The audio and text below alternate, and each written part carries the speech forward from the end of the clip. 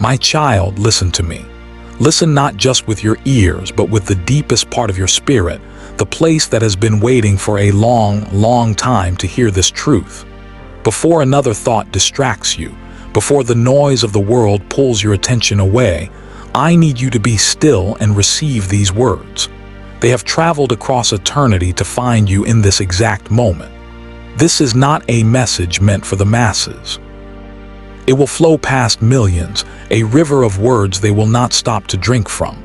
They will see it, perhaps even read a line or two and move on, forgetting it instantly. But you are still here. You are still reading. That simple fact is a signpost in the wilderness, telling me that the soil of your heart is ready for the seed I am about to plant. You did not stumble upon this. There are no accidents in my kingdom. Your journey today, every click and every scroll, was guided to bring your eyes to this page at this appointed time. I have woven the circumstances of your day to create this sacred intersection. The time for silent observation has ended. The long season of testing, a period of intense spiritual pressure that has defined your life, officially concluded just days ago. The quiet evaluation that has run like an invisible thread through every joy and every sorrow has now been completed.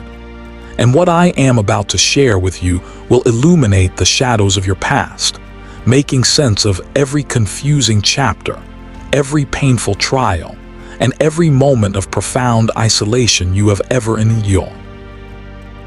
You have always felt it, haven't you? A sense of being fundamentally different from those around you. It was a truth you felt in your bones but could never find the words to explain. Others saw this difference and gave it clumsy labels. They called you too intense, too sensitive. They told you that you think too deeply, that you feel things with a force that made them uncomfortable. They offered you shallow advice. Just relax. Don't take life so seriously. You need to lighten up. But their words were like trying to tell the ocean to be less vast. You could not change your nature because it was I who designed it. You were hardwired for a depth of perception that most will never know. Where others perceive chaos, your spirit detects the underlying patterns. You sense the subtle shifts in the spiritual atmosphere of a room the moment you enter, feeling the unspoken tension and the hidden currents of emotion that others blissfully ignore. You have a built-in compass for truth, detecting falsehood often before the lie is even fully formed. For years, you have carried burdens that were never yours to begin with, absorbing the pain of others because your spirit is instinctively drawn to healing and restoration.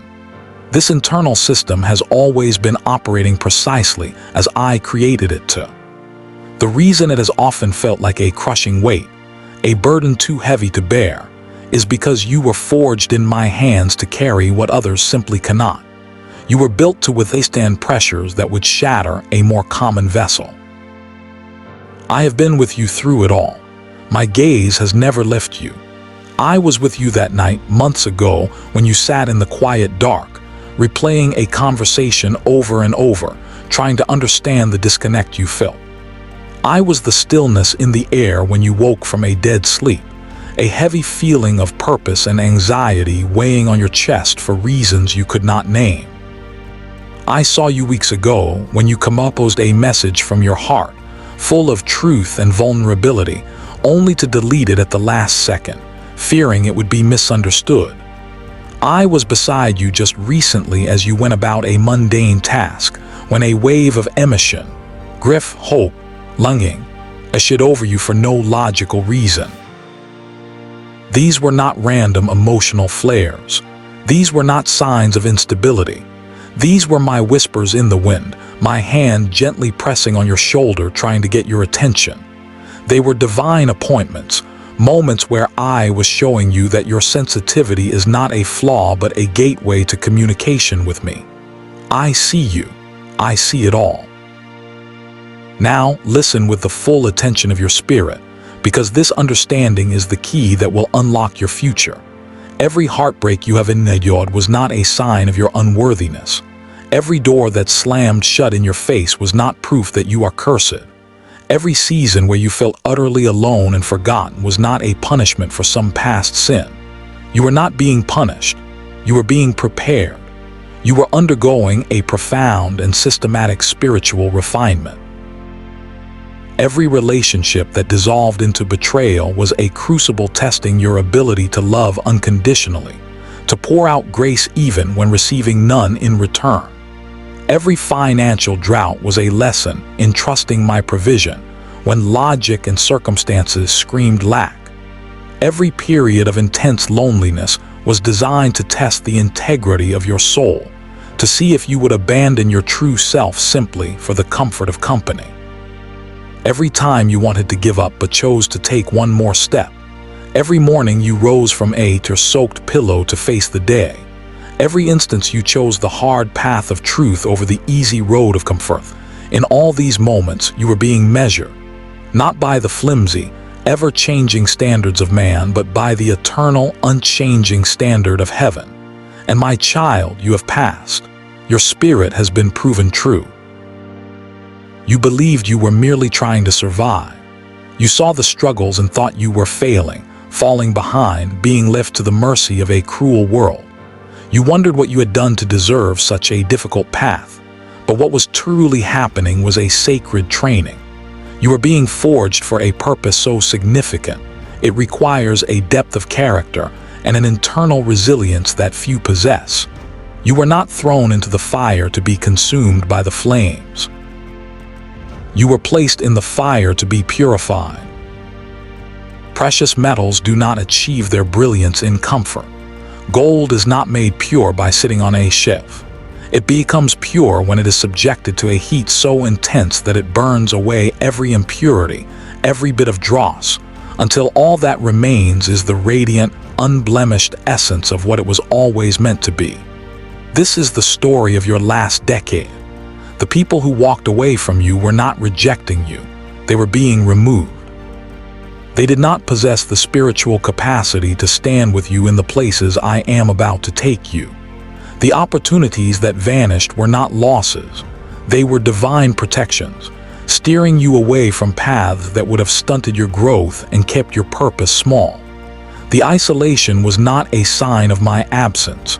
It was the sacred space of your preparation. Most people cannot function without a constant stream of external validation. They need applause to feel worthy, reassurance to feel secure, and guarantees before they are willing to take a risk. They need to see the end of the road before they will take the first step. They demand proof before they will offer their belief. But you are not like most people. You learn to walk in the dark, guided only by the faint whisper of my voice in your heart. You learn to trust when every piece of evidence told you to be afraid. You kept moving forward when every logical part of your brain screamed for you to stop. You held fast to your integrity when no one was watching, when compromising would have been easier and instantly gratifying. This is what sets you apart. This is why you have been chosen for this hour. You were not chosen because you are flawless.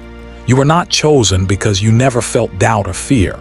You were not chosen because the journey was easy for you.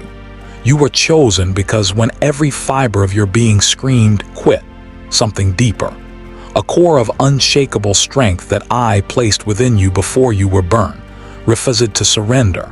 It refused to let you become less than the magnificent creation you were designed to be.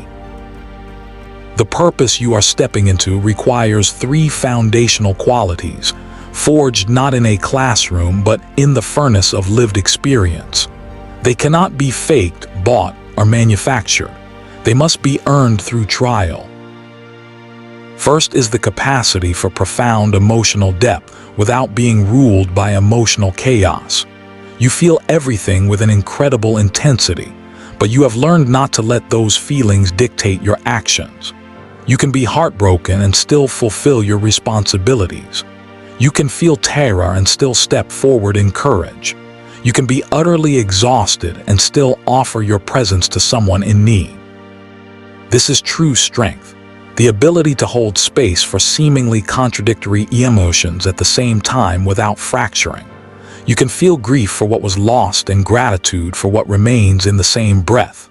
You can hold disappointment in one hand and hope in the other. You can see the pain in the world without being utterly consumed by it. Most people either numb themselves to their emotions or are completely swept away by them. You have learned to do neither. You feel fully, and then you act with wisdom. Second is the gift of mental fortitude under immense and sustained pressure. When crisis erupts around you, a strange calm descends upon your spirit. While others panic and their thoughts scatter, your mind becomes sharp and clear. This is not a natural human response. This is a supernatural gift that was forged in the crucible of your past suffering. You learned to think clearly while your heart was breaking. You learned to make sound decisions while your world was falling apart. You learned to hold onto reason while your emotions were screaming.